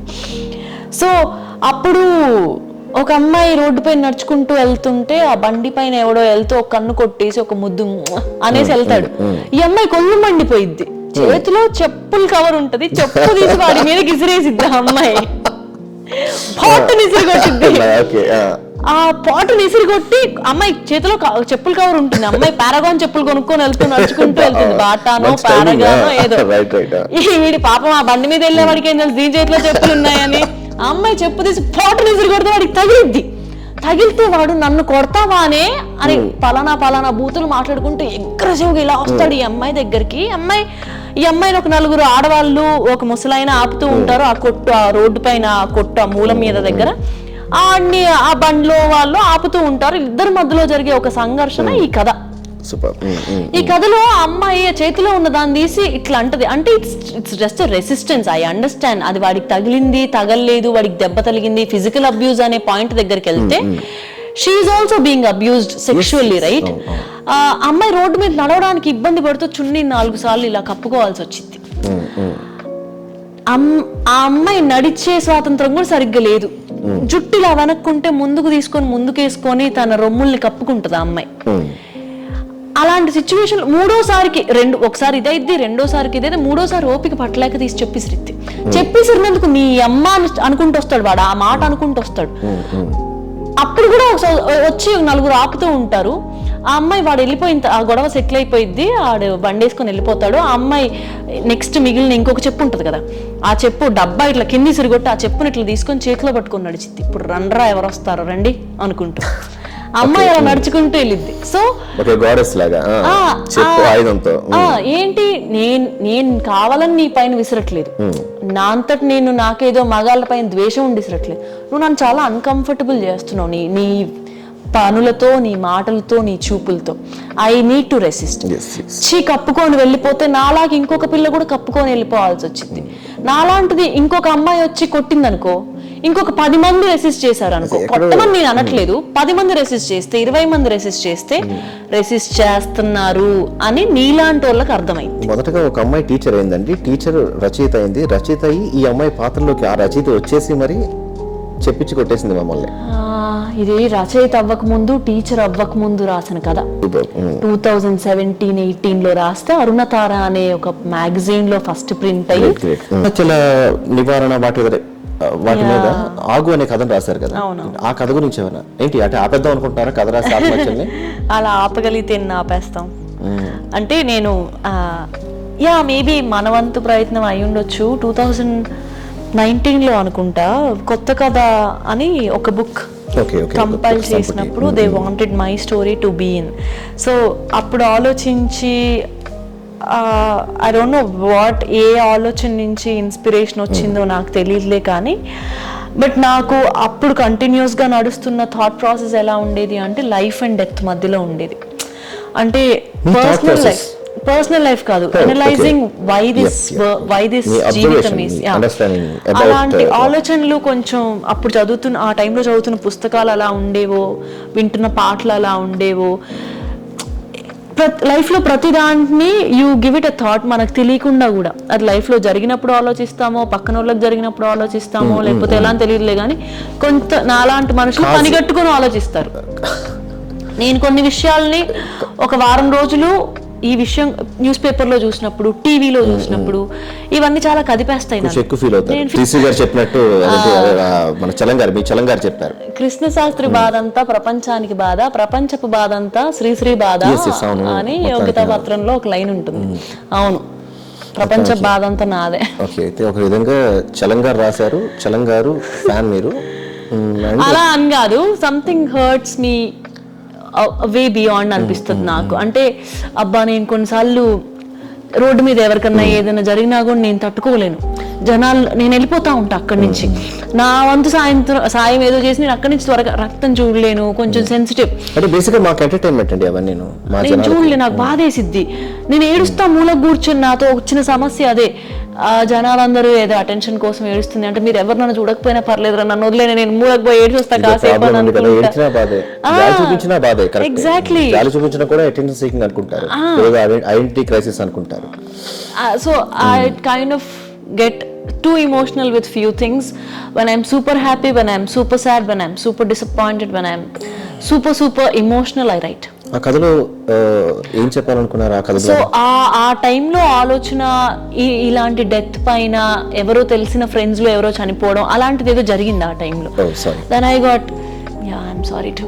సో ఆ టైంలో I thought I will write about it. And then ఆ కథ మాట్లాడుతూ ఆ డిస్కషన్స్లో ఉన్నప్పుడు నేను ఇలా పాయింట్ పైన ఆలోచిస్తున్నాను. ఒక సూసైడ్ చుట్టూ అల్లుకున్న కథ గురించి రాయాలని అంటే వెరీ బ్రేవ్ టాపిక్, కానీ ఎంత బాగా అల్లుతావు అనేది కావాలి. సో ఆ కథలో నేను ఎలా డీల్ చేశాను అంటే, ఒక అమ్మాయి చనిపోవాలనుకుంటుంది. రైల్వే స్టేషన్లో ఒక మనిషిని కలుస్తుంది, చనిపోవడానికి వచ్చిన అమ్మాయి. ఈ అమ్మాయి స్టేషన్కి ఎందుకు వెళ్ళింది అంటే, అది ఒక చిన్న పల్లెటూరు ఉంటుంది. చచ్చినట్టు స్టేషన్ నుంచి వెళ్ళి పట్టాలు పట్టుకొని మధ్యలోకి వెళ్ళి చావడమే ఈ అమ్మాయికి ఉన్న ఆప్షన్. ఆ చెట్లో ముళ్ళ పొదల్లోంచి నడుచుకుంటూ వెళ్ళే దారి ఉండదు ఈ అమ్మాయికి ట్రాక్ మీదకి వెళ్ళడానికి. తెల్లవారుజామున వెళ్తుంది, స్టేషన్లో ఎవరూ ఉండరు. ఈ ఒక మనిషి కనిపిస్తాడు, ఆగు అని అంటాడు. ఒక చదువుకున్న మనిషి కానీ నిరుద్యోగి. అలాంటి మనిషి ఏదో పని కోసం ఆ ఊరు వస్తాడు. తెలియకుండా ఆగు అని అంటాడు, కానీ పాపం ఆయన అగ్గు అగ్గు అని అంటూ ఉంటాడు వాళ్ళ ఫోన్లో బుడ్డోడితో మాట్లాడుతూ. వాళ్ళ బుడ్డోడు అప్పుడే పుట్టుంటాడు, 4 నెలల్లో 5 నెలల్లో కాయన్ సౌండ్లు చేస్తా ఉంటాడు.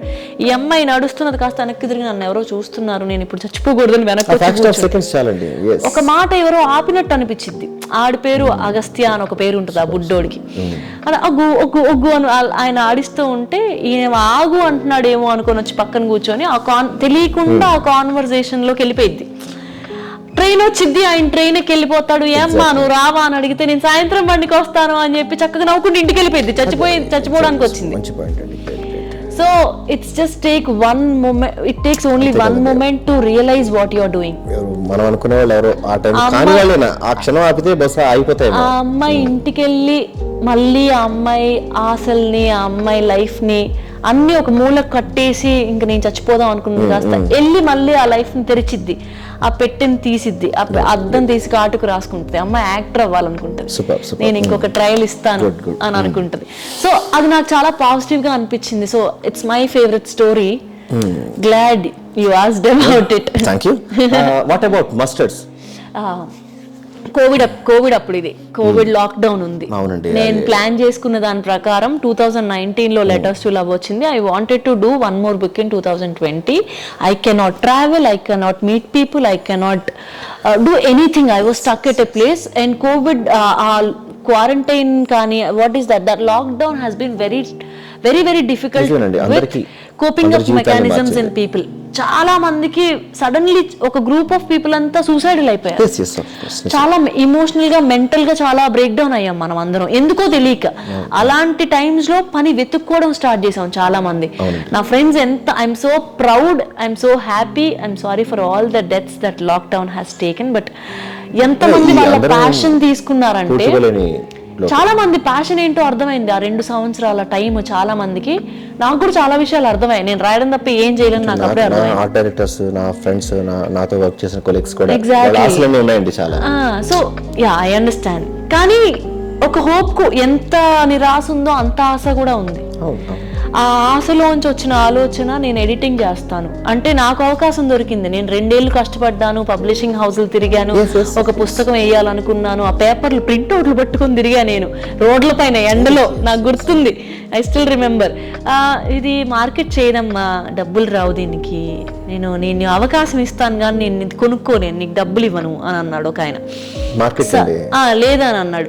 ఇంకొక ఆయన మార్కెట్ చేసుకుంటున్నాడు, ఫ్రీగా వస్తే పబ్లిష్ చేద్దాం అని అనుకున్నాడు, నేను ఇవ్వాలనుకోలేదు.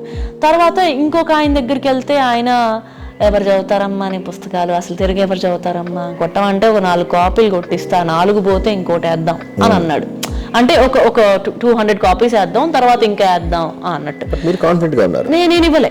ఇంకొకటి, సార్ నేను ఇలా, ఇంకొక పబ్లిషర్ని, సార్ నేను ఇలా ఒక పుస్తకం వేద్దాం అనుకుంటున్నాను, మీరు కంటెంట్ చదువుతారా, వింటారా అని అడిగితే, మంచిదమ్మా రే అని వెళ్ళిపోయాడు ఆయన నడుచుకుంటూ. నాకు మైండ్ ఆఫ్ అయిపోయింది అప్పుడు. Then I found my publishers, Anvikshiki publications, Venkat Siddareddy, Mahi Bejawada. These guys are in literature. They took their dream so seriously and they started publishing books. నాకే కాదు, నాతో పాటు చాలా మంది రైటర్స్ కి హోప్ కనిపించింది ఆ పబ్లికేషన్ లో. And also they know what literature is and they know what good literature is. They paid me. I am the paid writer. ఈ మాస్టర్స్ కథ సో ఆ టైంలో whenever all this is happening, lockdown అయిపోయింది. ఆ lockdown లో నా struggle గుర్తొచ్చింది basically నాకు.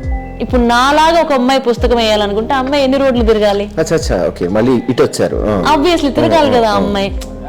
తర్వాత ఎక్కడ పబ్లిష్ చేయాలి ప్లేస్ లోకి వచ్చారు ఎలా అని ఆలోచిస్తే then I picked up few people from the social media, from my circle, కొంచెం లిటరరీ సర్కిల్లో, who are all people who are active on social media, who are consistently trying to write. Continuous గా ఎవరు try చేస్తున్నారు రాయడానికి అంటే I found some 16 people. 16 people లో ఒక రోజు ఆ 16 people తో మాట్లాడి ఒక 1 month హోంవర్క్ ఇదంతా ఒక 1 month మాట్లాడి వాళ్ళకి ఒక 25 టాపిక్స్ నేను తీసుకున్నా. నా సొంతంగా నేను 25 topics which are in the society. We talked about pregnancy issues, we talked about LGBTQ issues, we talked about moral policing, we talked about caste politics, we talked about a lot more things. ఒక 25 topics main line నేను చెప్పాను. 25 topics పెట్టి ఒక గిన్నెలో వేసి social మీడియాలో ఒక group తయారు చేసి, you can pick whatever you want and I want a story in పలానా టైం అని వాళ్ళకి చాయిసెస్ వదిలేసి వాళ్ళు తీసుకున్న కథలన్నీ పోంగ నేను ఒక కథ తీసుకొని, నాతో పాటు అన్వేష్ చెట్టుపల్లి అని ఇంకొక రైటర్ ఉన్నారు, బాగా రాస్తాడు, చాలా బాగా రాస్తాడు. మేమిద్దరం కలిసి కళ్ళి మనం ఎడిటింగ్ చేద్దాం అని అంటే, అవునరా చేద్దాం, మన ఇద్దరం చేద్దాం అని ఒక బెంగళూరులో ఉన్న ఒక చిన్న పబ్లిషింగ్ కంపెనీతో మాట్లాడి సెల్ఫ్గా ఖర్చు పెట్టుకొని ఎడిటింగ్ చేసుకొని కథలు తీసుకొచ్చి, కథలు సరిగ్గా కొంచెం అటు ఇటుగా అయితే, ఫస్ట్ టైమర్స్ కూడా ఉన్నారు కదా, అటు ఇటుగా అయితే మళ్ళీ వాళ్ళ కథల్ని దిద్ది, సో అలా ఒక కంపైల్ చేసిన పుస్తకం, ఎడిట్ చేసిన పుస్తకం మస్టర్డ్ ఒకటే ప్రింట్ చేసాము, అవుట్ ఆఫ్ స్టాక్. కాపీలు లేవు.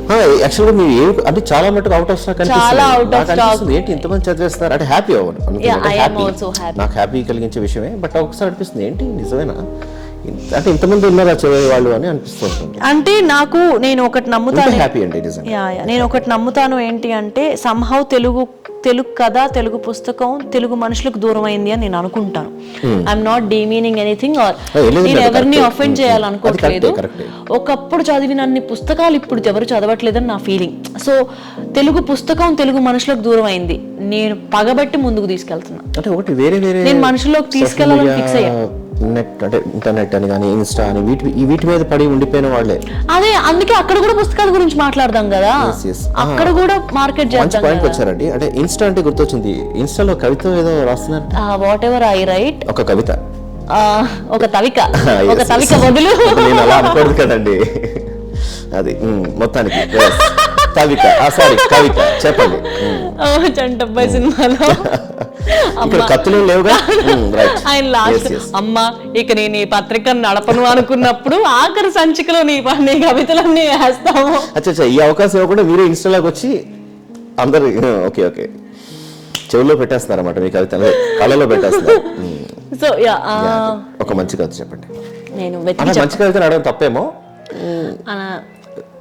బట్ చెప్పాలనుకున్నది అంటే నేను రాసాను కాబట్టి నాకు అన్ని మంచిగానే కనిపిస్తాయి. అందరికీ మంచిగా కనిపిస్తున్నాయి, అది అది సమస్య అంటారా? అది సమస్య, మా సమస్య అది. సో ఒకళ్ళు పొగిడినా కూడా మీరు తట్టుకోలేమండి, మీకు అర్థం కావట్లేదు.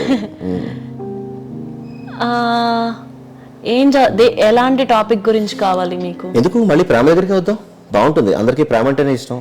ఈ విప్లవాలు అవి వినరండి.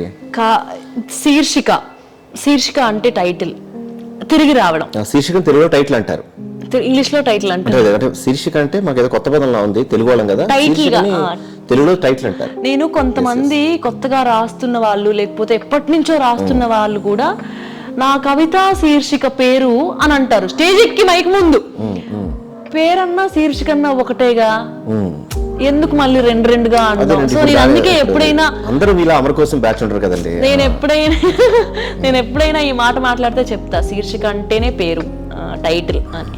సో తిరిగి రావడం ఈ కవిత పేరు. ఐ రీడ్ ఇట్ అవుట్, మీకు ఎక్కడైనా అర్థం కాకపోతే నన్ను అడగండి. అదే మీరు తెలుగు కదా, మాకు ఖచ్చితంగా అర్థం కాదులేండి.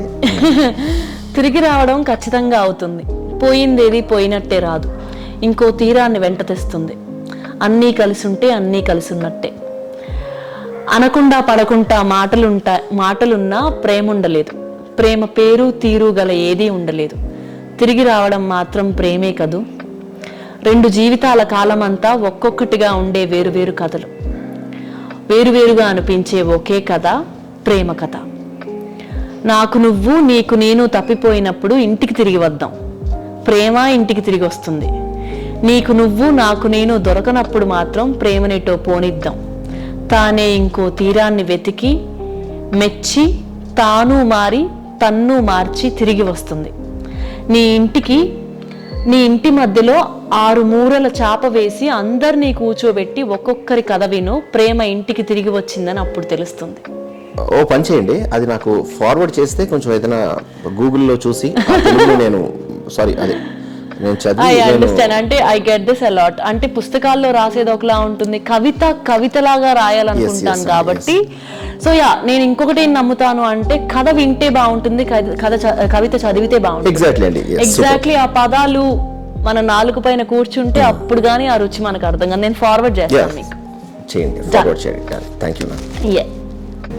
రీసెంట్ గా కొన్ని ఫిల్మ్స్ మీరు వర్క్ చేశారని, అందులో వినుమాన్ అంటే యువన్ శంకర్ రాజా గారితో చేసిన వర్క్, ఇళయరాజా గారి అబ్బాయి, అందులో అంటే మా టీనేజ్ లో గొప్ప ప్రేమ కథలు, పాటలు, what not. Everyone's a fan of Ilayaraja sir, yes, right? Yes, of course. So Yuval garu kuda, he's a drug man. Yuvan is a drug. ఎలా మర్చిపోతాం, ఎక్కేస్తాడు ఇలా మైండ్ లోకి. So when I was doing this project in Chennai, ఒక bilingual project ఏదో చేస్తున్నాను, details త్వరలో చెప్తాను, ఇంకా రిలీజ్ అవ్వలేదు. So then I got this call from one of the writers అన్నమాట. ఒక సాంగ్ ఉంది రాయకడ్లి అని. సరే ఖచ్చితంగా రాస్తాను అని అంటే నాకు తమిళ పాట వచ్చింది. తమిళ పాట వింటే పాటలో రాజా సార్ గొంతుంది, ఇళయరాజా గారి గొంతుంది. నాకేంటి ఇళయరాజా గారి గొంతు పాట వచ్చింది అని నేను ఇలా చూస్తుంటే మా ఫ్రెండ్ ఫోన్, అంత ఫీల్ అవ్వకు, తెలుగులో వేరే వాళ్ళు పాడుతున్నారు, నువ్వు తెలుగు వర్షన్ రాయాలి, లిప్ సింక్ లేదు అని అంటే, నాకు లిప్ సింక్ లేకపోవడం వల్ల మంచి స్పేస్ వచ్చింది రాయడానికి. లిప్ సింక్ ఉంటే కొంచెం అటు ఇటుగా రాయాల్సి వస్తుంది, హీరో ఎలా పాడుతున్నాడు అని చూసుకొని పదాలు అలా మ్యాచ్ చేయాల్సి వస్తుంది. కానీ ఇక్కడ లేదు, మాంటాజ్ సాంగ్ కాబట్టి I took my space and then I made use of the situation. It's called ఆకాశం మారుతల్లై. ఆ చిన్న బాబుకి పేరెంట్స్ చనిపోతారు. రాదండి, కొంచెంగా వచ్చు, ఈ మధ్యలో పికప్ చేశా ఏవో కొన్ని బూతులు అలాగా. పరిచయం అవుతున్నారు. కొన్ని పరిచయాలు అయితే ఉన్నాయి. దెన్ అలానే ఈ సాంగ్ వచ్చింది. దెన్ శంకర్రాజు గారితో వర్క్ ఎక్స్పీరియన్స్ ఎలా ఉంది? నేను ఎక్కువగా మాట్లాడలేదులే కానీ but he like the content. పాట బాగా వచ్చింది కడ్లీ అని అయితే నాకు వినిపించింది.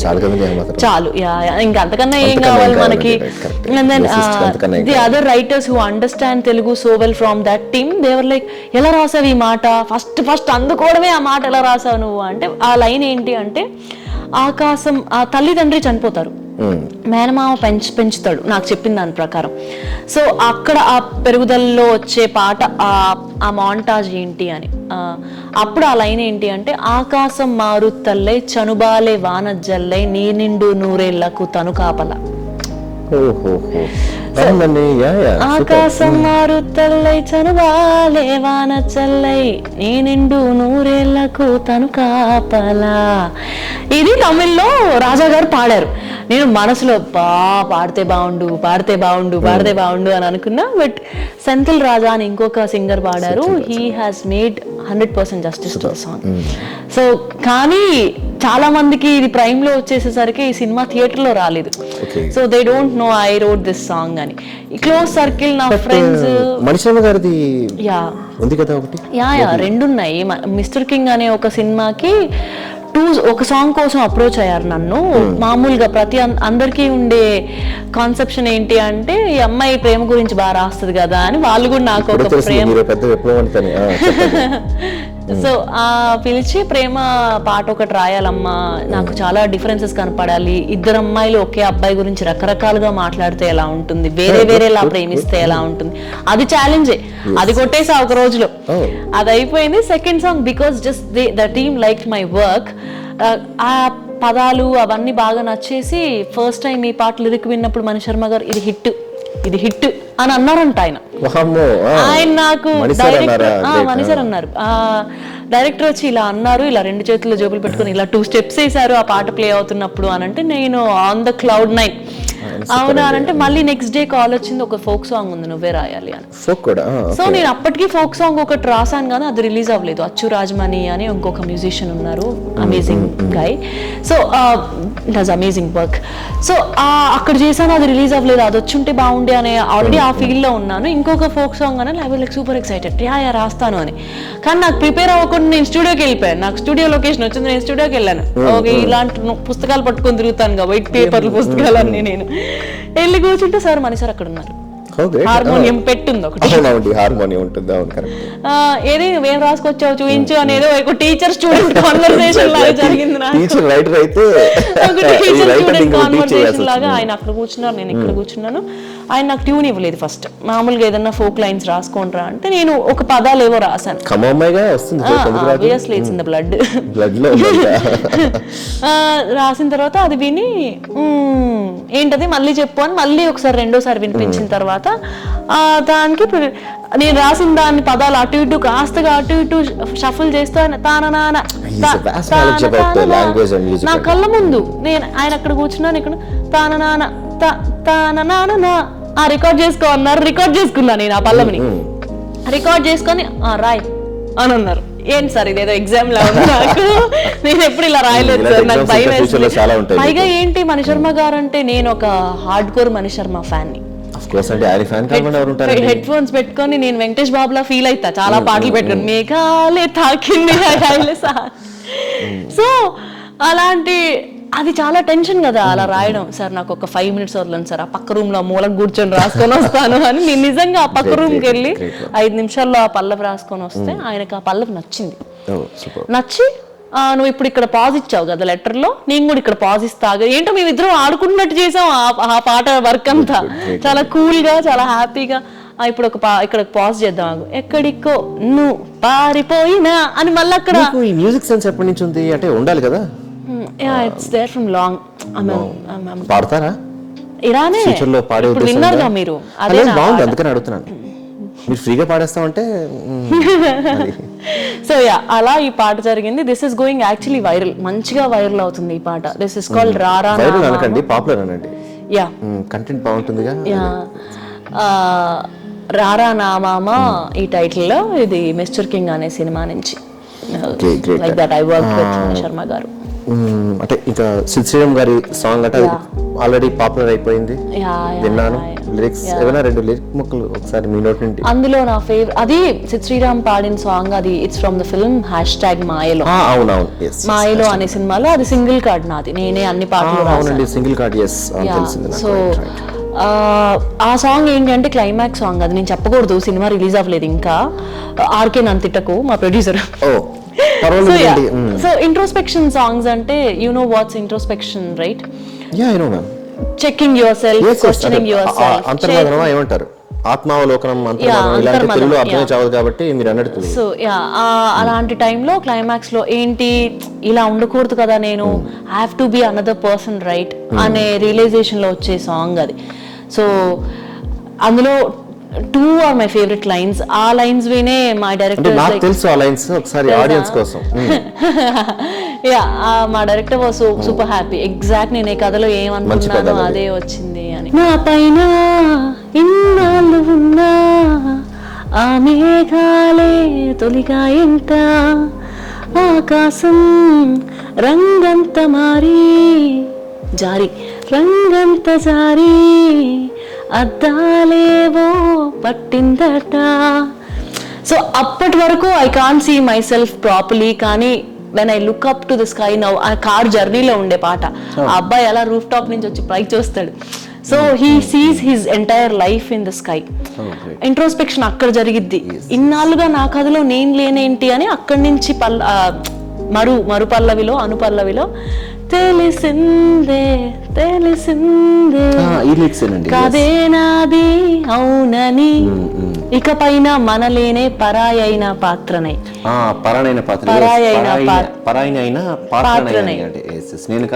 I am the protagonist of my own story అనేది ఆ కథ. Basically it works like that and it worked well. That's about Sid Sriram song. Super అండి, బాగా పాడుతున్నారు. డబ్బులు ఇవ్వండి. ఇస్తారండి, ఎందుకు ఇవ్వరు? ఎప్పటి నుంచి పాటలు స్టార్ట్ చేస్తున్నారు? నన్ను ఎవరో నా ఫ్రెండ్స్ లో ఎవరు ఇంకోసారి పాడావంటే చంపేస్తా. నా ఫ్రెండ్ అడిగిన వాళ్ళు ఎవరో చెప్పండి, మేము నేర్పిస్తాం శాస్త్రీయ సంగీతం, వాళ్ళకి తెలిసి ఉండదు. రైట్. ఇకపోతే ఎవరు పోతాయండి, నేను పోతేనా? ఇది చంటబ్బాయి సినిమాలో. సారీ. ఇకపోతే నాకు క్వశ్చన్ ఉందండి. ఏంటి అంటే, మీరు రాసే కథ మీరెక్కడో మీకు థాట్ వచ్చినప్పుడు మీరు ఏదో ఒక కాగితం పైన మీ ఇంట్లోనో ఎక్కడో రాసుకుంటారు, అది మీ ఇష్టం, అది మీ ఆటోబయోగ్రఫీ లాంటిది. మీకు నచ్చింది మీరు రాస్తారు, మాకు నచ్చితే చదువుతాం, లేదంటే లేదు. మీ కథ, మీరు రాసిన ప్రేమ లేఖ, అది మీ ఇష్టం అండి. బట్ ఫిల్మ్కి వచ్చేసరికి డైరెక్టర్కి నచ్చినట్టు రాయాలి, డైరెక్టర్కి నచ్చిన, ప్రొడ్యూసర్కి నచ్చాలి, వీళ్ళిద్దరికి నచ్చిన అది కంటెంట్కి యాప్ట్ అవ్వాలి ఫస్ట్. ఇన్ని జరిగినా కూడా మీకు కూడా నచ్చి ఉండాలి. ఎందుకంటే మీరు వచ్చింది బ్యాక్గ్రౌండ్ ఏంటి, మీరు ఫిల్మ్కి రాయాలని వస్తే ఏం రాయమంటే అది రాయాలి చచ్చిన. ఫిల్మ్ మాడ్యూల్ అది, టీవీ కానీ అది. బట్ మీరు ఈ రచయితగా వచ్చిన తర్వాత భాషని అదే మర్డర్ చేయడమో మానభంగం చేయడమో, నాటి వర్డ్స్ వాడడం నాకు ఇష్టం లేదు. బట్ సరే, ఏదో చేసి అడ్జస్ట్ చేసి రాయాల్సి ఉంటుంది. అవును, ఈ ఇష్యూస్ దగ్గర రిక్వైర్మెంట్ కి తగ్గట్టుగా మనం మార్చాలి కూడా ఇష్యూ కాదండి. రిక్వైర్మెంట్ తగ్గట్టు మార్చాలంటే సినిమా సీతారామ శాస్త్రి గారు కూడా మార్చారు. ఆబ్వియస్లీ అందరూ మారుస్తారు, అదే అడుగుతారులేండి ఎవరైనా. రిక్వైర్మెంట్ గా అందరికీ అర్థమయ్యేలాగా రాయాలి. అంటే ఇప్పుడు వస్తున్న సాహిత్యం ఎలా ఉంటుంది అంటే, కొంత ఇంగ్లీష్ పదాలు ఉండకూడదన్న ఉద్దేశం కాదండి, అవసరం లేని చోట, లేకపోతే మ్యూజిక్ కంపోజింగ్ లోను అలా వచ్చేటప్పుడు మీ ఫీలింగ్ ఏంటి? దాన్ని ఎలా మీరు నాకేం ప్రాబ్లం ఉండదండి. అంటే okay, I put it this way. నేను కాలేజ్లో ఉన్నప్పుడు, నేను ఉస్మానియాలో చదువుకున్నప్పుడు, నేను ఒక సెమినార్, అక్కడ ఒక సెమినార్లో విన్నాను. ఆవిడ ఏం చెప్పారు అని అంటే, ఒక జడ్జ్ వచ్చి చెప్పారు, forgot her name, when you are talented enough to make your passion a profession, nothing can stop you. Okay. If you are rich enough to continue your passion, you don't have to earn for the family or for yourself. నీ profession వేరే, నీ passion వేరేగా తీసుకోవాల్సి వస్తుంది. నీ passion ఒకటే, నీ profession ఒకటే చేసుకుంటున్నావు అని అంటేనే ఒకటి నీకు డబ్బులు అవసరం, నాకు డబ్బులు అనుకున్నంత రాకపోయినా పర్లేదు అనే స్టెబిలిటీ ఉండాలి, లేకపోతే నువ్వు ఆ ప్యాషన్లో ఎక్సెల్ అయి ఉంటే గానీ నువ్వు ఆ రేంజ్కి వెళ్ళవు. నేను ఫిక్స్ అయ్యా నేను ఎక్సెల్ అవుదామని, నన్ను నేను మార్చుకోవడానికి నేను రెడీ. నేను రాసింది నీకు నచ్చలేదా, ఇంకొకటి రాస్తా, ఇంకో 10 రాస్తా, 12 రాస్తా, 50 రాస్తా, నీకు నచ్చే వరకు నేను రాస్తా. అప్పుడే నేను ప్రొఫెషనల్ రైటర్ అయితా, లేకపోతే నేను పర్సనల్ రైటర్ గా మిగిలిపోతా. అంటే నాకు వచ్చిన క్వశ్చన్ అదే, ఎందుకంటే చాలా మంది కథా రచయితలు ఈవెన్ మీకు అంటే రావి శాస్త్రి గారు లాంటి వాళ్ళు సినిమాకి వచ్చి 1-2 సినిమాలు రాసి వెళ్ళిపోయిన సందర్భాలు ఉన్నాయి. రాయలేక కాదు, ఎగ్జాక్ట్లీ లేక. అదే అంటే నేనేమనుకుంటా అంటే నన్ను నేను చేంజ్ చేసుకోవడానికి నేను రెడీగా ఉన్నా. నా పర్స్పెక్టివ్ నీకు సరిగ్గా నచ్చట్లేదు అంటే ఇంకొక పర్స్పెక్టివ్ నుంచి రాయడానికి నేను రెడీ, ఇంకొకటి ఏదో తీసుకోవడానికి కూడా నేను ready. I believe this thing call change is the only constant. అంటే మీ భావాలని ఇంకోలాగా చెప్పడం ఎలానో అది నేను ఫైనల్లీ మాస్టర్ చేయగలిగాను. అదే మొక్క చెప్తా, తిప్పి చెప్తా, అంతే. వాళ్ళకి కావాల్సిన చెప్తా, మీటర్ మార్చి చెప్తా, లాంగ్వేజ్ మార్చి చెప్తా. కొంచెం వాళ్ళకి నాకు వచ్చే మేజర్ కంప్లైంట్ ఏంటి అంటే, కంప్లైంట్ కూడా కాదు, చాలా మంది అడగరు, అడిగితే మాత్రం ఇంకా కొంచెం అందరికీ అర్థమయ్యేలా రాద్దామా, కొంచెం టోన్ డౌన్ చేద్దామా, యూత్ పాడుకునేలా కావాలి, చాలా క్యాచీగా ఉండాలి అని అంటే నేనే ఇంకొక టైంలో ఫిక్స్ అయిపోయా, పాత పదాలు వాడను అని నేనే ఫిక్స్ అయ్యా. Now I understood how cinema is going, now I understood connectivity ఎలా ఉంటుంది జనాలతో అని. నేను తెలుగు లిటరేచర్ చదువుకున్నాను, నేనేదో మాస్టర్స్ చేశాను, నేను పాట పాడుకోవడం వేరు. రోడ్డు మీద వెళ్తున్న ఎవరైనా ఆ పాట హమ్ చేసుకునే లాగా రాయగలడం టాలెంట్ అని నేను ఒప్పుకుంటున్నా. నేను అలా రాయాలని ప్రయత్నిస్తున్నా. అంటే నేనేమంటాను అంటే అండి, ఒకటి మాత్రం నిజం, అంటే మీ పుస్తకాలను ఎలాగైతే చదివే వాళ్ళు ఉన్నారు, దానికి ఒక ప్రూఫ్ దొరికింది కదా, స్టాటిస్టిక్స్ ఉన్నాయి. అలాగే ఫర్ ఎగ్జాంపుల్ చెప్తాను, ఛత్రపతి బీజియం అండ్ ఇంకా కృష్ణమంది జగద్గురులో అది వింటే ఎంత మంచి మాట, చెలియలు కట్ట. అది చెలియలు కట్ట అని అంటే ఆల్రెడీ విశ్వనాథ్ గారి బుక్ ఉంది, నవల ఉంది. ఇప్పుడు అదే ప్రాబ్లం, విశ్వనాథ్ గారు తెలియదు కదా అంటే ఆయన గురించి నాలాంటి వాళ్ళకి తెలియదు, మేము చదవలేము, చాలా మందికి తెలియదు. అలాగా తెలుసుకోలేకపోవడం మా దురదృష్టం అండి. దానికి ఎవరేం చేస్తారు అంటే అంత కాంప్లెక్స్ అంత కాంప్లెక్స్ వర్డ్స్ ఇచ్చినా కూడా వాటికి అర్థం తెలుసుకొని విందాం అనేవాళ్ళు ఉన్నారు. వాళ్ళ కోసం కూడా మీరు గుర్తుపెట్టుకోవచ్చు, తప్పేం లేదు. అంటే నేను ఎలా రాస్తానంటే కొన్నిసార్లు 10 పదాలు తెలిసినవి అయితే 11వ తెలియని పదవి ఏదైనా రాయాలని ట్రై చేస్తాను. అది నాలో ఉన్న రచయిత చచ్చిపోడు కదా. సో ఆ కంటిన్యూస్ ప్రాసెస్ ఉంటుంది. కొన్ని డైరెక్టర్స్ దాన్ని యాక్సెప్ట్ చేస్తారు, కొంతమంది వద్దులేండి మార్చుదాం అంటారు. మార్చడానికి కూడా నేను ready. I'm very happy, utmost happy with all the directors I work, great people. మార్చి రాయడానికి కానీ 15 సార్లైనా రెడీ. సూపర్. నేను I wrote this song for one of the songs that's gonna release soon. Nityanand గారికి ఒక పాట రాశాను, అందులో లీక్, అందులో జంజాటం అనే పదం ఒకటి రాశాను. భలే జంజాటం మారదురా అని. సో ఆ జంజాటం అనే పదం డైరెక్టర్ కి తెలియదు యాక్చువల్లీ, కానీ Kannada guy, but he knows Telugu. జంజాటం పదం ఏంటి కడలి అంటే, జంజాటం అనే పదం ఉంది, అది తేల్చుకోలేని గొడవ జంజాటం అంటారు, ఉంచుకోలేము, అలాంటి దాన్ని ఒక జంజాటం అని అంటారు. దాన్ని నాకు ఎందుకో వాడాలనిపిస్తుంది, క్యారెక్టర్ యాప్ట్ గా ఉంటుంది అంటే. ఆ పాటలో మిగతా చేంజెస్ కూడా చేశా. ఆ ఒక్క పదం నాకు ప్రాసలో కుదిరింది, మీటర్ లో కుదిరింది, మ్యాటర్ లో కుదిరింది.